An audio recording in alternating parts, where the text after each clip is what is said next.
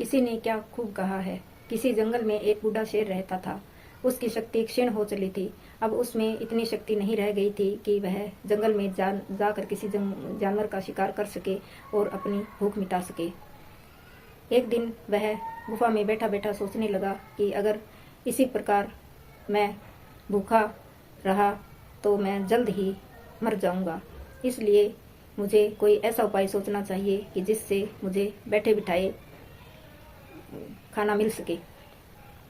इसलिए उसने एक उपाय सोचा। उसने चिड़िया की मदद से सारे जंगल में ढिंढोरा पिटवा दिया कि शेर बहुत बीमार है।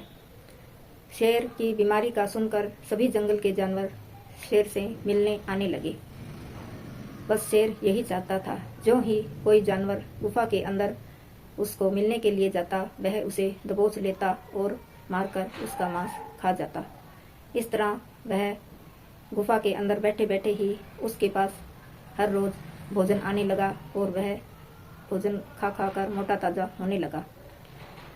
एक दिन एक लोमड़ी उसको मिलने के लिए आई। वह लोमड़ी बहुत ही समझदार थी। वह गुफा के अंदर प्रवेश नहीं करा। उसने गुफा के अंदर प्रवेश नहीं करा। वह बाहर से ही आवाज लगाने लगी, हे वनराज, अब आप कैसे हैं? क्या आपकी तबीयत अब ठीक है? आप अच्छा महसूस कर रहे हो? तब अंदर बैठा शेर बोला, कौन हो मित्र? अंदर आओ। मैं तो अब बूढ़ा हो चला हूँ। मैं बाहर तक आकर आपको नहीं मिल सकता।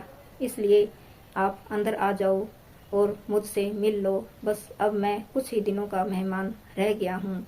इस तरह वह लोमड़ी को बहलाने और फुसलाने लगा। लेकिन लोमड़ी चालाक थी। वह उसकी बातों में नहीं आई। लोमड़ी ने कहा, जब शेर बोल रहा था तब लोमड़ी गुफा के बाहर का नज़ारा ले रही थी। उसने देखा कि सभी जानवरों के गुफा के अंदर जाने के पैरों के निशान तो है, लेकिन बाहर आने के नहीं हैं। इसलिए लोमड़ी ने शेर से कहा, वनराज, मैं अंदर नहीं आ सकती, क्योंकि जानवरों के गुफा के अंदर जाने के निशान तो हैं, लेकिन बाहर आने के निशान नहीं हैं। मैं सारी बात समझ गई हूँ।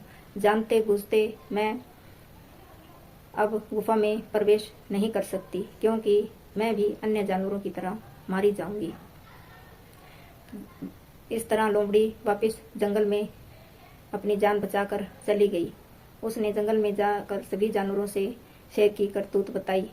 अब कोई भी जानवर शेर को मिलने के लिए नहीं गया।